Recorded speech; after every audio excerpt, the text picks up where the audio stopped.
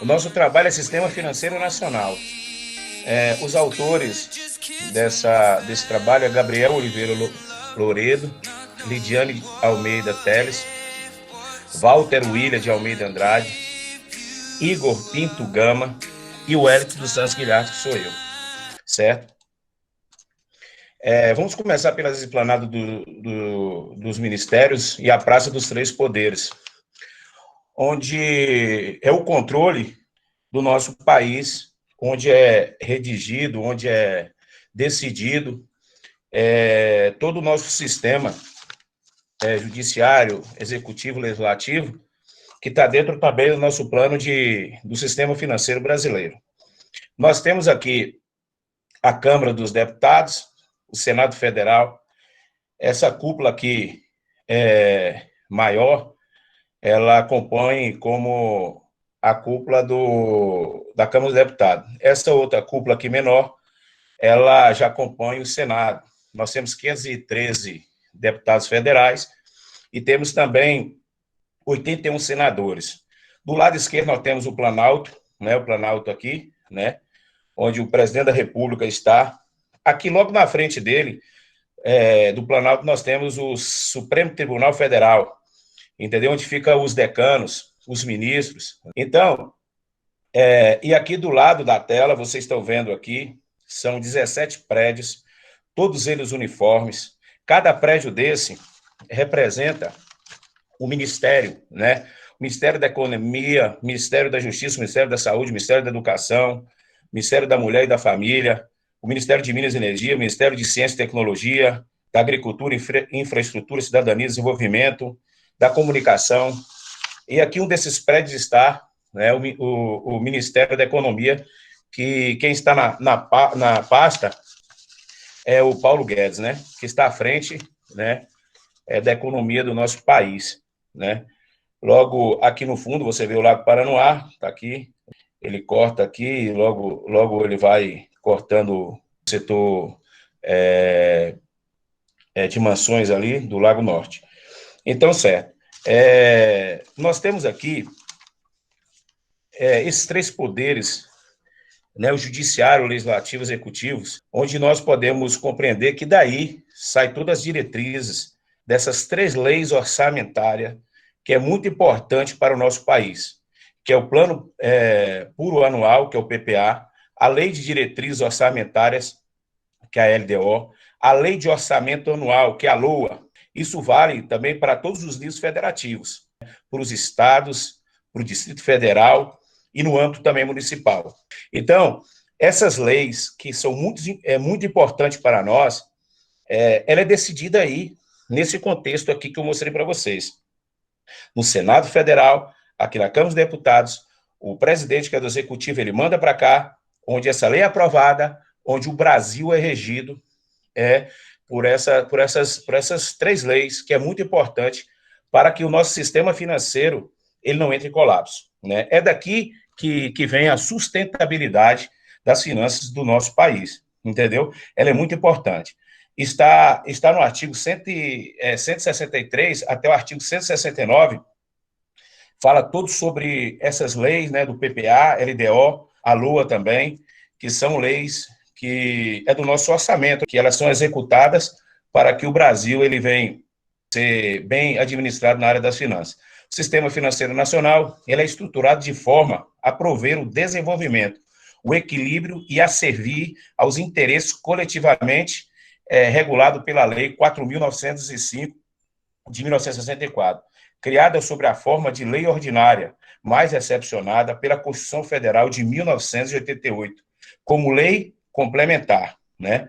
A estrutura desse sistema financeiro, ele é estruturado assim, do Conselho Monetário Nacional, ele é Banco Central do Brasil, do Banco do Brasil S.A., do Banco Nacional do Desenvolvimento Econômico e Social e das demais instituições financeiras públicas e privadas, né? As empresas privadas também, ela também faz parte, né, de todo esse sistema financeiro, como também as instituições públicas, né, como o Banco Central, como o Banco do Brasil, a Caixa Econômica Federal, todos esses aí, eles fazem parte dessa estrutura financeira, do sistema financeiro nacional.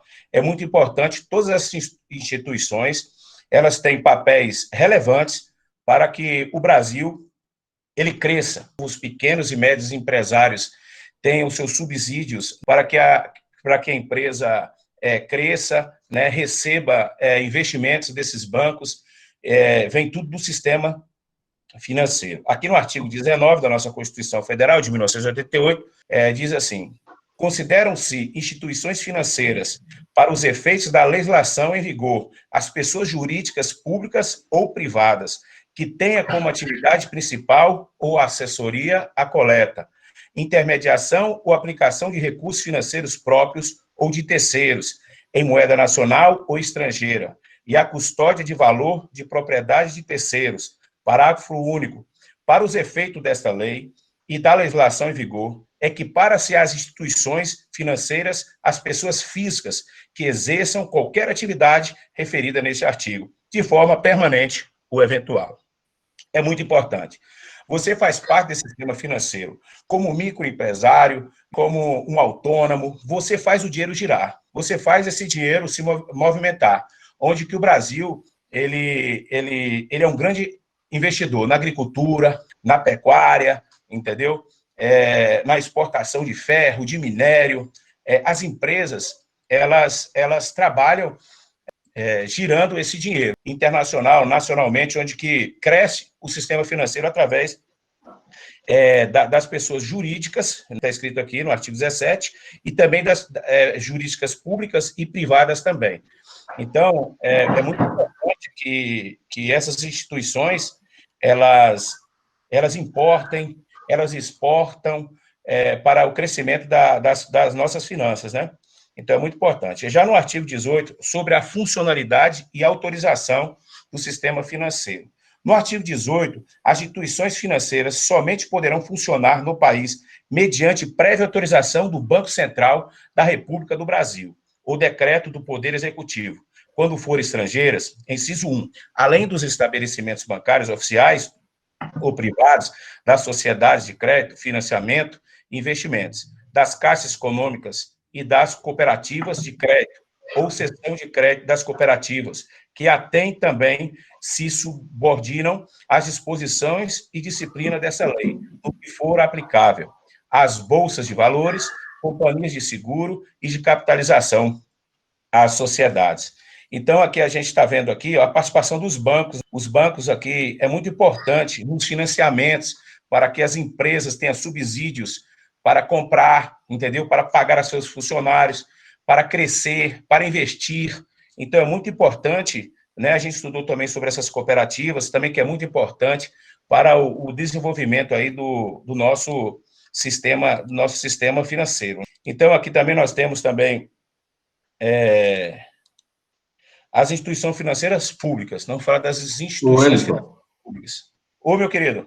Só um minuto para eu fazer um comentário aqui. E todas essas leis orçamentárias que já foram citadas e todo o sistema financeiro nacional, no seu geral, ele é de grande importância para esclarecer com o que os governos vão gastar o dinheiro que é recebido, para manter também a transparência nos gastos públicos, com que serão gastos os impostos, como cada recurso será destinado para a saúde, para a educação, para a segurança. Então, é obrigatório também que todo governo divulgue os seus planos de gastos orçamentários. Então, para a população, é interessante ficar sempre atento como que estão sendo gastos o dinheiro que entra através de impostos, através de tudo de todo o dinheiro que entra, tanto no governo quanto nos municípios, nas instituições. Pronto, muito bom. As instituições financeiras públicas. As instituições financeiras públicas são órgãos auxiliares da execução da política de crédito do governo federal. O Conselho Monetário Nacional regulará as atividades capacidade e modalidade operacionais das instituições financeiras públicas federais. A escolha dos diretores ou administradores das instituições financeiras públicas federais e a nomeação dos respectivos presidentes será feita pelo presidente da República após aprovação do Senado. Isso aqui é muito importante, porque o presidente da República ele tem que saber escolher a pessoa certa para estar de frente dessas instituições. Tem que ser pessoas de caráter ilibado, que conheça do assunto, que entenda sobre o sistema financeiro, para que ele possa exercer, né, com relevância o seu cargo, entendeu? Então, é muito importante. Nós tivemos aí vários exemplos aí de vários governos passados que colocaram pessoas incompetentes na frente da pasta, onde o Brasil, muitas das vezes, entrou em colapso, entendeu?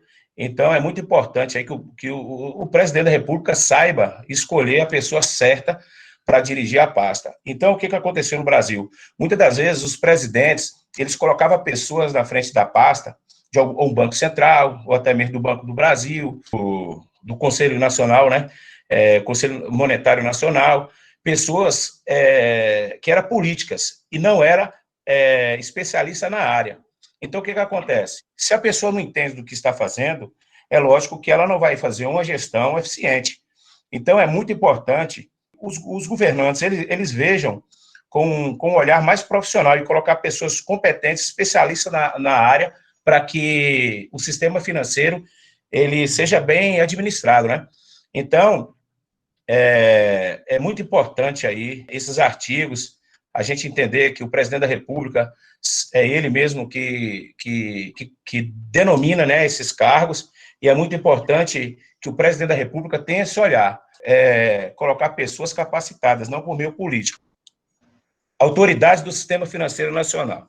As autoridades do Sistema Financeiro Nacional podem ser divididas em autoridades monetárias e autoridades de apoio. Autoridades monetárias são entidades responsáveis tanto pela normatização quanto pela execução das operações referentes à emissão de moeda. As principais autoridades monetárias no Brasil são, vamos lá, primeiro, a CMN, Conselho Monetário Nacional, entidades superiores do Sistema Financeiro Nacional, exerce a função de órgão regulador e é responsável pela fixação das diretrizes da política monetária, creditícia e cambial. Será integrada pelos seguintes membros.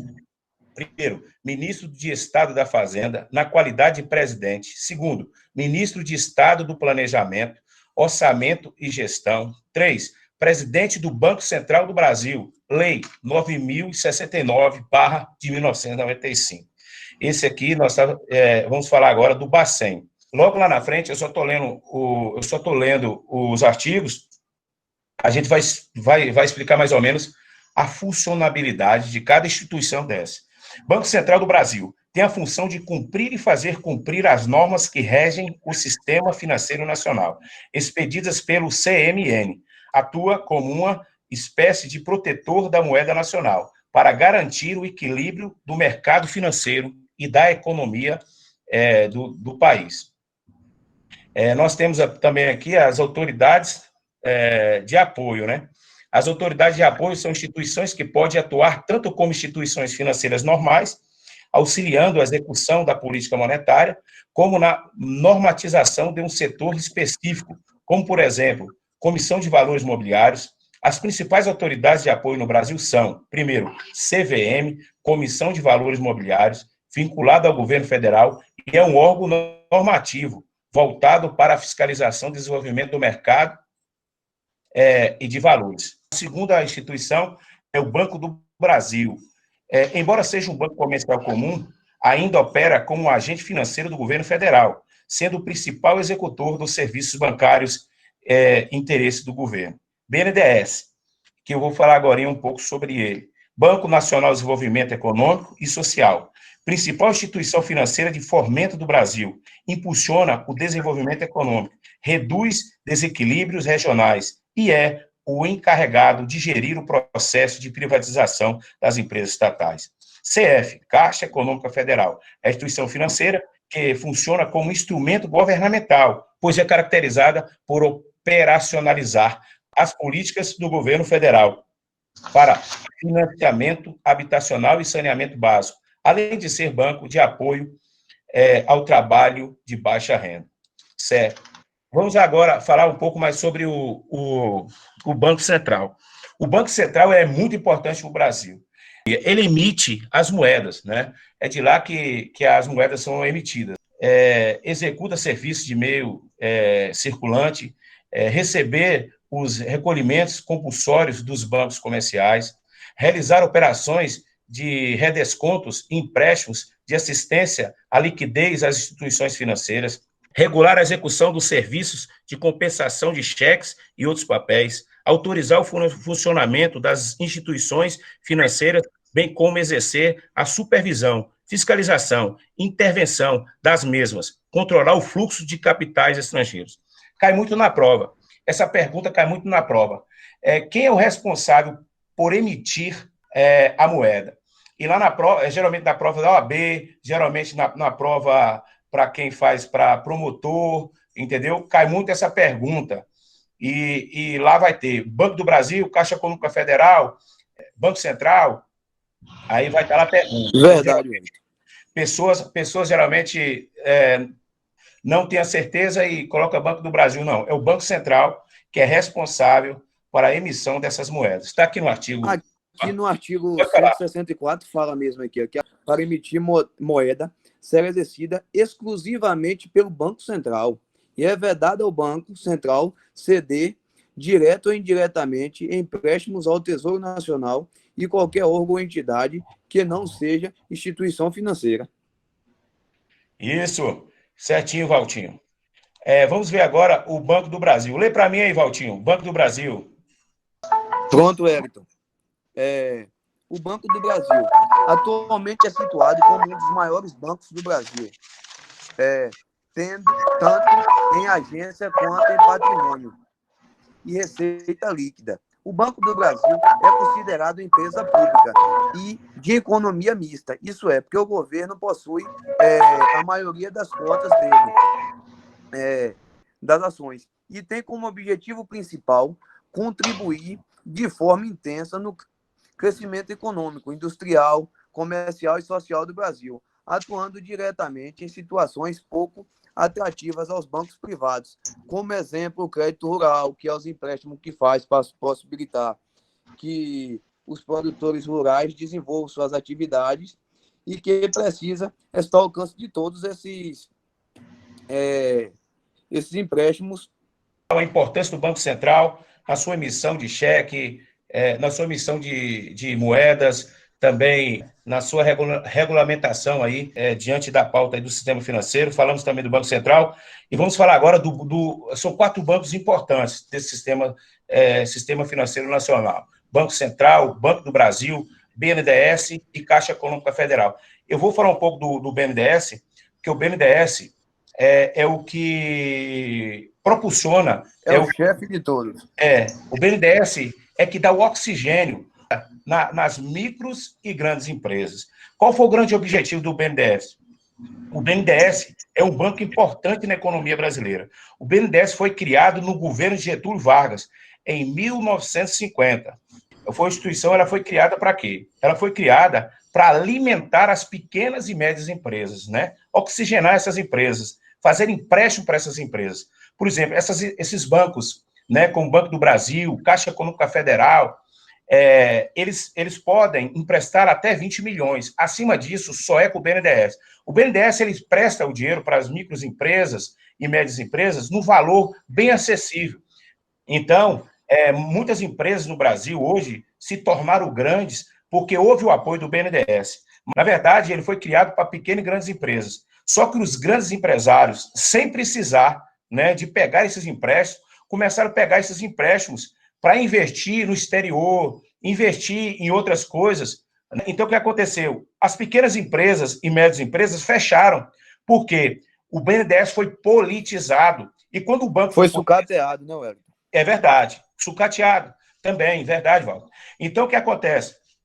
Os micros e pequenos empresários não teve como pegar empréstimo, porque os empresários, em suas artimanhas, viu que o BNDES era um propulsor. O que acontece? o banco acabou emprestando dinheiro aí para multinacionais que investiram em outros países. O próprio governo pegou dinheiro do BNDES, investiu em postos, investiu em estradas, investiu em ferrovias, investiu em aeroportos milionários em outros países.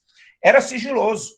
Eles pegavam esses empréstimos milionários, entendeu? E colocava como sigiloso. Mas teve um juiz, eu não sei se foi de Brasília ou de Curitiba, que quebrou esse sigilo. Aí descobrimos, né, que o nosso dinheiro estava sendo investido em outros países. Enquanto isso, as nossas estradas, enquanto isso, as nossas ferrovias, os nossos aeroportos, o nosso saneamento básico estava totalmente desprovido, abandonado, o povo esquecido, entendeu? Quantas pessoas não têm água potável hoje porque o BNDES investiu milhões em Cuba, em Venezuela, em Equador, investiu o nosso dinheiro lá, o dinheiro que era para ser nosso, investiu lá e hoje não tem dinheiro para emprestar para o Piauí, por exemplo, entendeu? Para o Pernambuco, né?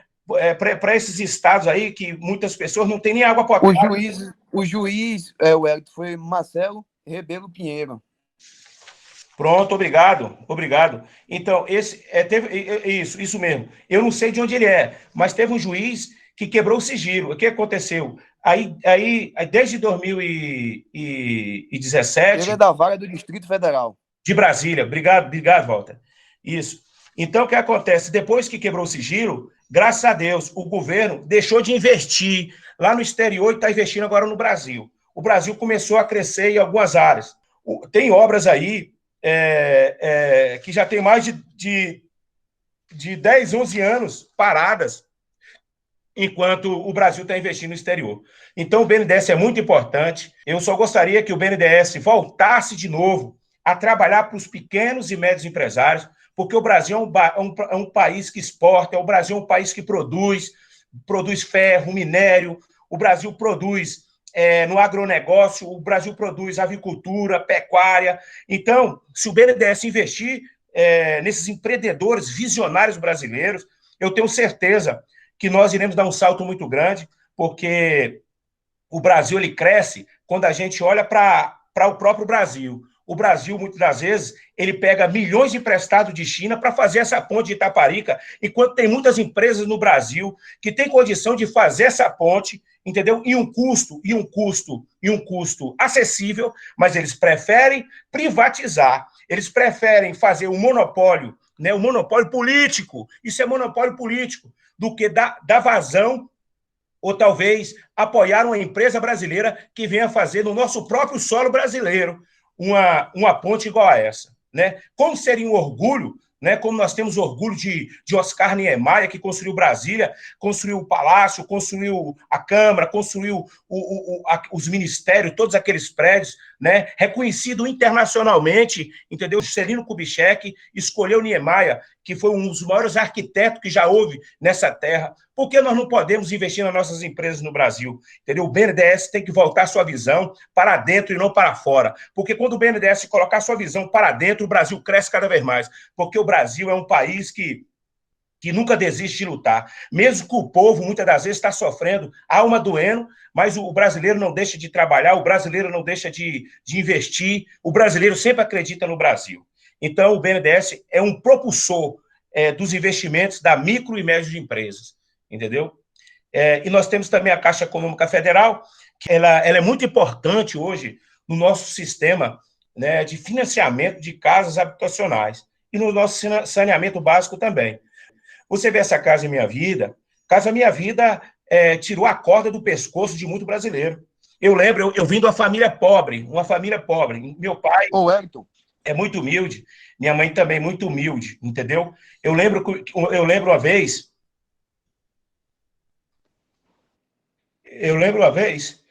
que meu pai foi despejado em casa, a gente ficou debaixo de um pé de árvore, quase um dia todo, entendeu? A gente não tinha onde ficar. A gente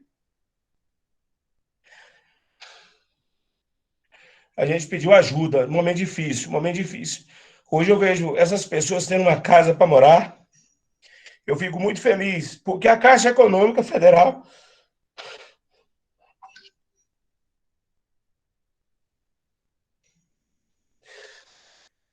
é muito importante nessa política habitacional de dar dignidade para o brasileiro que não tem uma casa para morar. E é muito importante isso hoje no nosso sistema financeiro, a gente dar habitação, uma moradia. Porque, bicho, é muito difícil você não ter um travesseiro para você colocar sua cabeça e dormir, descansar. Você vê um pai de família correndo atrás, muitas das vezes, fazendo bico ali para pagar um aluguel, e ele não tem.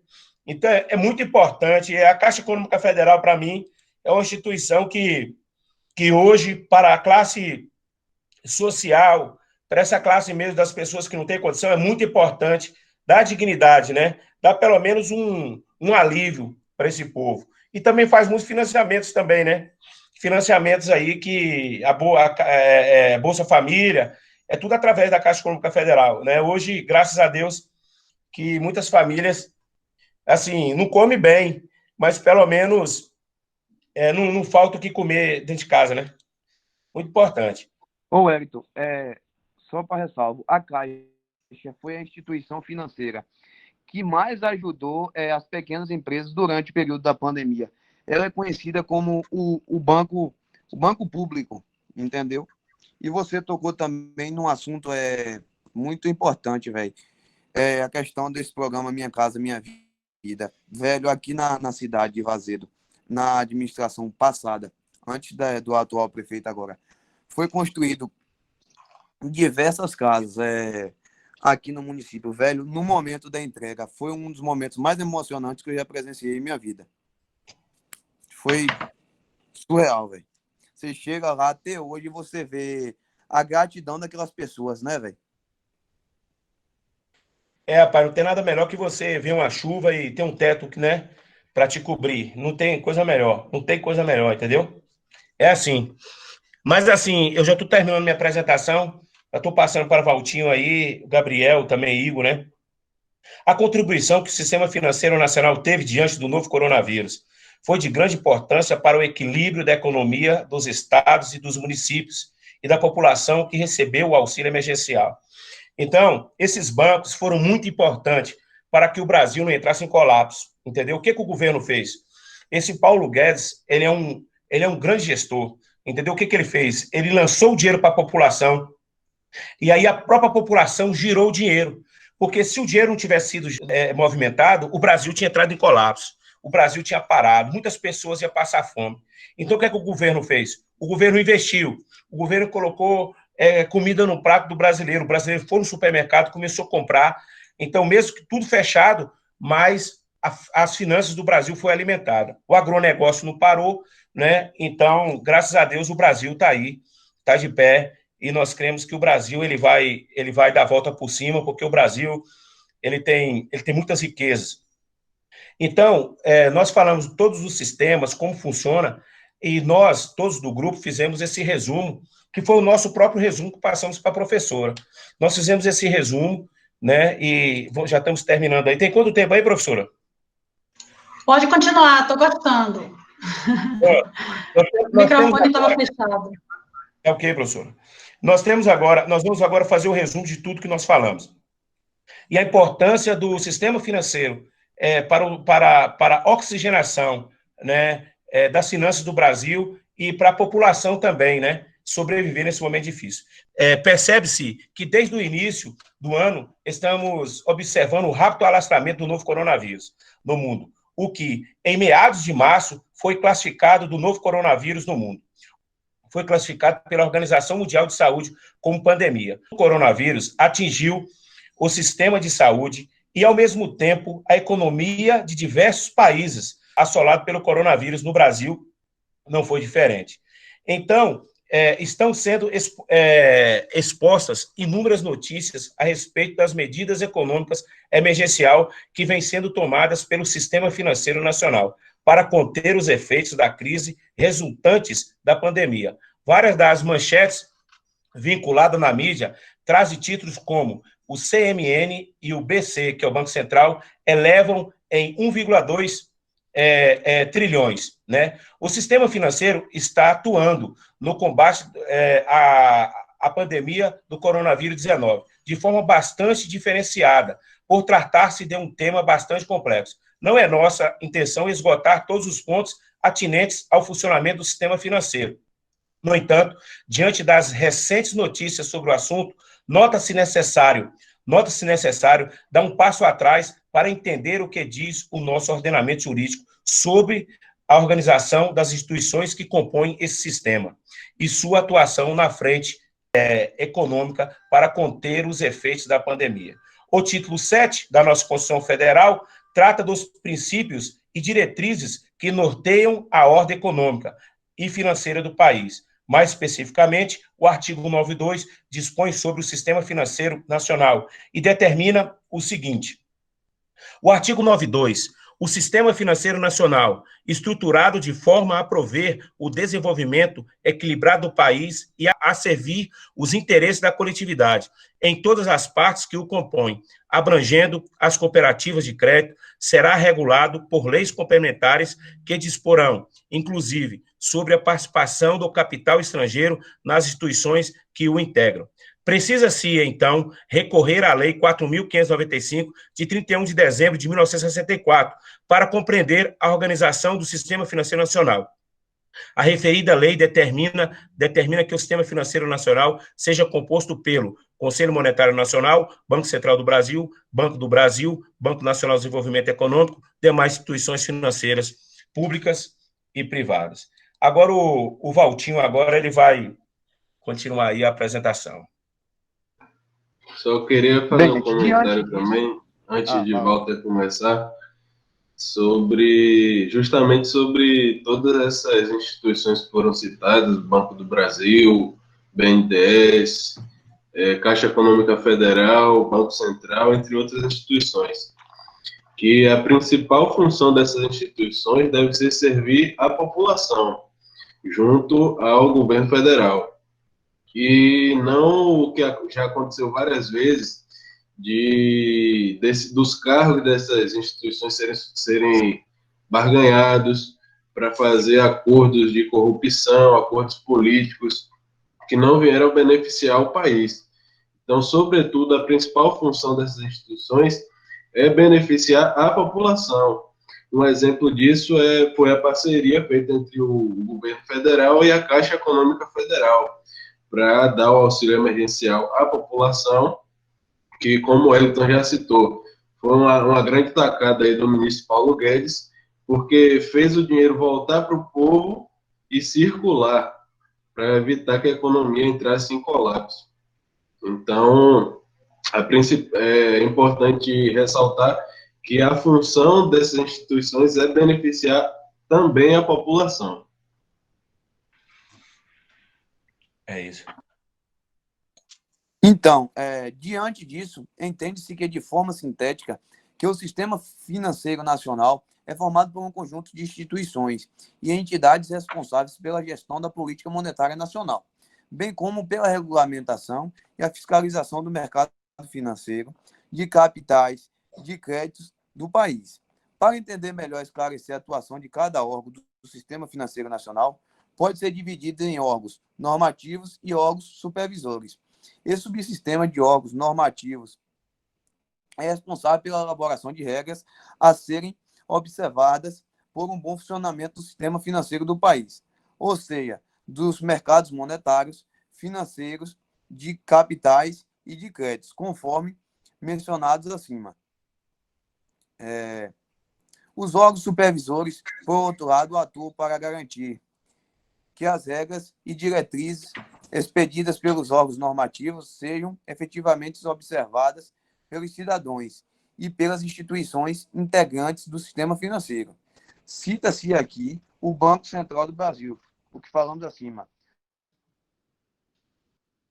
CMN, o Conselho Monetário Nacional. O BCB também foi criado com o adjetivo da Lei 4.595, de 1964. No entanto, como órgão supervisor, cabe ao Banco Central do Brasil, dentre outras responsabilidades, cumprir e fazer cumprir os atos normativos expedidos pelo Conselho Monetário Nacional. Estes atos normativos são expedidos pelo Conselho Monetário Nacional como resoluções ou deliberações, aos quais, por sua vez, são publicadas pelo Banco Central do Brasil. Também, ainda na estrutura do Sistema Financeiro Nacional, os bancos, as cooperativas de crédito e as bolsas de valores são exemplos de instituições operadoras do sistema. Esses agentes lidam diretamente com o público, ou seja, com as pessoas, fazendo intermediações financeiras, concessão de empréstimos, regulação e fiscalização das transações envolvendo títulos e valores mobiliários, entre outros. Os operadores são fiscalizados pelo Banco Central do Brasil, de acordo com as diretrizes do Conselho Monetário Nacional. Resumidamente, em linha com o artigo 192 da Constituição Federal, o Sistema Financeiro Nacional deve se preocupar com a sustentabilidade e desenvolvimento de todos os órgãos que os compõem, órgãos normativos, supervisores, operadores e a própria população. No entanto, no cenário de crise que houve agora do coronavírus, a economia, pela expansão da pandemia do coronavírus, os órgãos estão atuando de forma conjunta, editando medidas que objetivam preservar a economia e conter os índices de inadimplência do país. A importância de zelar pela liquidez dos mercados advém do fato de que a movimentação dos recursos é o que oxigena a economia. Durante um momento de crise, vivemos um ciclo de retração das atividades econômicas, com a queda do consumo, sem que haja, do outro lado, uma redução proporcional de despesas. Esse ciclo gera um aumento na inadimplência, endividamento e, em última instância, a falência de algumas empresas. Então, como os meninos falaram anteriormente, foi a grande sacada do ministro da Economia, o Paulo Guedes, essa questão de fazer o dinheiro voltar para a população, né? Rodando a economia do país. Imagine aí, apesar que é pouco, mas pode ser muito para alguém, né? Como foi ressaltado no início deste resumo, uma das medidas anunciadas pelo BBC foi justamente a liberação de 1,2 trilhões na economia. Esta foi uma das formas, dentre outras, em um pacote de ações do Sistema Financeiro Nacional, de garantir dinheiro suficiente para que as instituições financeiras consigam atender a demanda por crédito da população. Basicamente, o plano era, com esse dinheiro, instituições financeiras, ao exemplo, bancos, conseguissem repassar repassar o que eles receberam do Estado para a população, seja reduzindo a dívida que eles tinham com o banco, entre outras coisas. Ou seja, com a liberação de recursos pelo Sistema Financeiro Nacional, os bancos teriam liquidez para viabilizar, por exemplo, a renegociação de dívida e a concessão de empréstimos àqueles que estão sendo afetados pela crise e manter a economia brasileira oxigenada.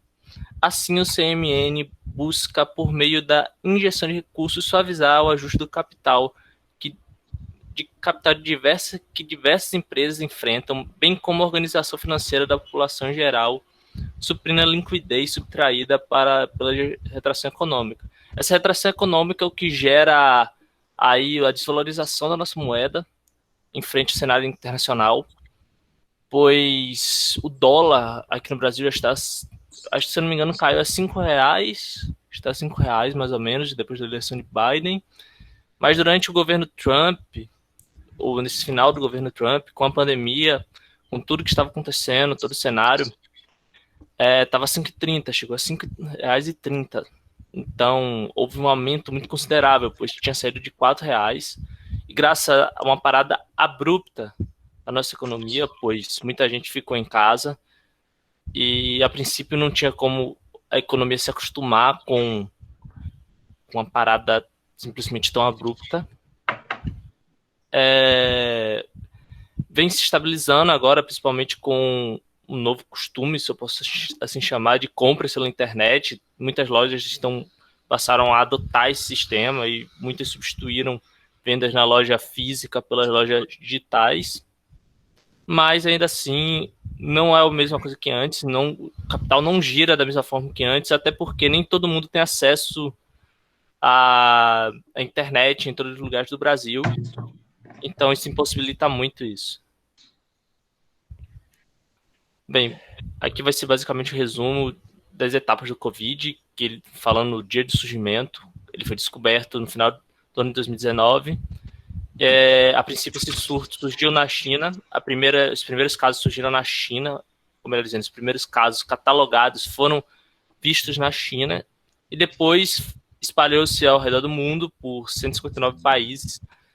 E em 11 de março foi declarado pela OMS, Organização Mundial de Saúde, como uma pandemia. E isso acarretou diversas consequências econômicas pesadas e também uma evolução, se eu assim posso chamar, na forma que a gente fazia negócios, melhor dizendo.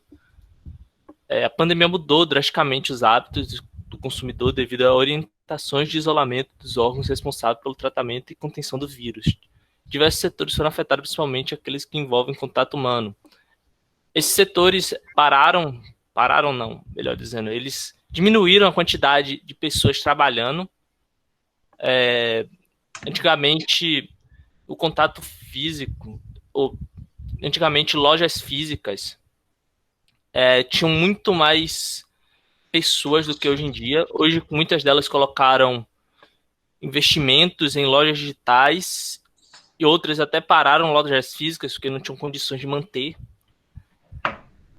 E grandes empresas diminuíram a carga de funcionários que trabalhavam fisicamente, até para cortar custos, e também perceberam o seguinte, que era mais fácil, rendia mais ter um cara trabalhando em casa do que estando na empresa em si, porque, imagine, você tem que comprar carteira, uma cadeira de escritório, uma mesa de escritório, um computador, enquanto se você estiver na casa, se o funcionário estiver na casa dele, você não vai ter que comprar nada disso. No máximo você vai ter que alugar a cadeira e o computador, mas você não vai ter que ter o mesmo ambiente, o mesmo imóvel que você tinha antes. Então isso torna mais barato, claro, para as empresas em si, e também é mais confortável, em minha opinião, para o trabalhador, pois ele vai estar em casa. Vai ter o próprio espaço dele, não vai ter que ficar, como pode dizer, vai poder fazer as coisas no próprio tempo dele. Sim.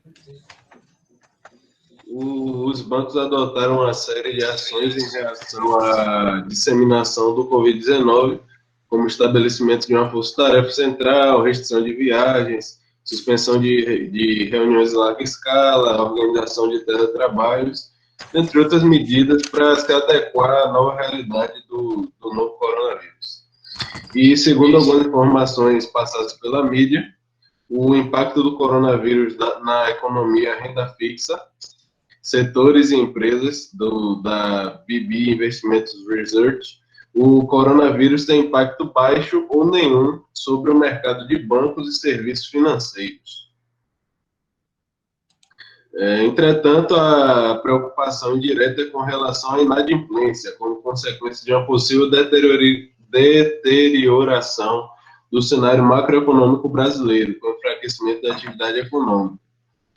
Ou seja, com a pandemia, muitos setores deixaram de funcionar, e isso pode levar com que as pessoas venham ficar inadimplentes, e isso pode trazer consequências ao sistema financeiro nacional.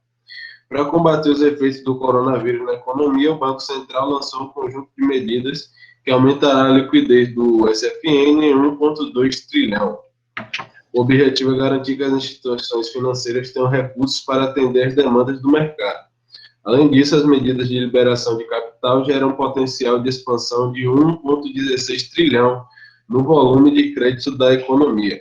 Isso dá segurança ao sistema para que as instituições financeiras mantenham e ampliem seus planos de concessões de crédito. Então, essas são as medidas que o Banco Central, como instituição ligado ao governo federal, tem tomado para evitar que o sistema financeiro nacional entre em colapso mediante ao coronavírus. E, para finalizar, o presidente Roberto Campos Neto afirma que a situação do sistema financeiro nacional é sólida e que os bancos estão bem capitalizados. A situação é confortável, as instituições estão bem provisionadas, com boa liquidez e capitais sobrando. É diferente do que aconteceu no passado. Relatou em referência à crise financeira mundial de 2007 e 2008. O arsenal que o Banco Central tem é grande para combater qualquer tipo de crise. O sistema financeiro brasileiro vai funcionar perfeitamente. Professora, essa foi nossa apresentação. Gente, parabéns. E ainda o Wellington ainda fez esse resumo no final, né, essa sinopse, na verdade, do que foi apresentado, né? A equipe começou com o tema da equipe, todo mundo já viu, né? Porque eles mencionaram várias vezes o Sistema Financeiro Nacional. O Sistema Financeiro Nacional, para o meu objetivo, com a apresentação, a equipe cumpriu, que era falar do artigo 192 e qual é o objetivo do Sistema Financeiro Nacional. Pelo que os alunos colocaram, foi oxigenar a economia, não é isso que vocês falaram? Fazer com que a economia gire. Eu acho que o objetivo da equipe foi cumprido. O Sistema Financeiro Nacional é uma política, na verdade, é uma política pública que é obrigatória. Todos esses temas que eu coloquei aqui nessa apresentação de painéis, né, são temas que falam de políticas públicas obrigatórias, porque são constitucionais. E o Sistema Financeiro Nacional é uma política monetária, é uma política de crédito, né? E é uma política de câmbio. Ou seja, é uma política pública que vai oxigenar a economia, que vai fazer com que a economia gire. E eu acho que a equipe cumpriu bem esse objetivo. Mencionaram as leis, né? O PPA, o LDO, a LDO e a LOA. Falaram sobre a estrutura do Sistema Financeiro Nacional, mas foi positivo, porque foi informações, inclusive, que eu coloquei aqui, eu estou como aluna, né? São informações que a gente não vê toda hora sendo falada, então foi positivo vocês terem trazido, e vocês não extrapolaram o tempo, vocês cumpriram, né, o tempo estabelecido. Falaram também sobre as instituições bancárias, as principais, né? Primeiro, a questão da importância e da competência, né, exercida pela União, através do Banco Central, e depois do Banco Central, a equipe também mencionou as instituições financeiras, cuja maior importância tem aí dentro do Sistema Financeiro Nacional. Nós identificamos o Banco do Brasil, nós identificamos a Caixa Econômica Federal, que os meninos falaram muito bem, fizeram uma visão crítica, inclusive, da questão da política de moradia, né? E também o BNDES, que é um banco que está sendo desvirtuado há muitos anos, há muitas décadas, né, constitucionalmente falando e legalmente falando, no ordenamento jurídico. A função do BNDES seria uma dentro do Sistema Financeiro Nacional, mas acaba que o governo federal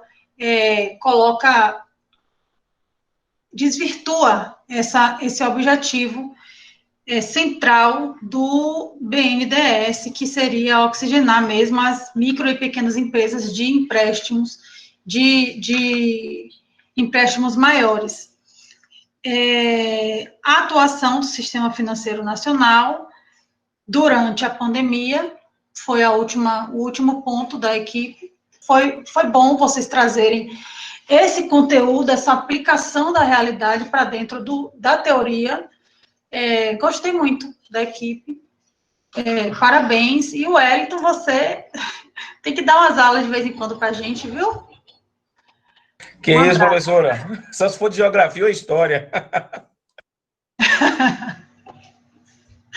O Wellington é o próximo candidato a prefeito de Sage. Tem uma ótima oratória. E é isso, apaixonada. O que eu mais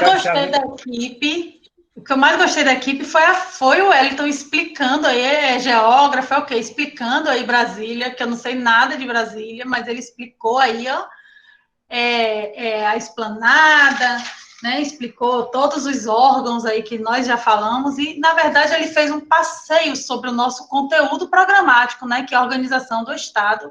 Parabéns, Wellington, gostei, foi o que mais me chamou minha atenção, para você começar com essa foto aí, com essa imagem. Vai ficar sempre gravado em minha mente. Obrigado, professora. Brasília mora no meu coração. Então, o Wellington vai ser prefeito. Não, que isso não. Isso não é para mim não, professora. Gente, vamos dar um intervalo, então, já que as duas equipes cumpriram seus papéis. Parabéns para vocês. I never knew you were the someone waiting for me, 'cause we were just kids when we fell.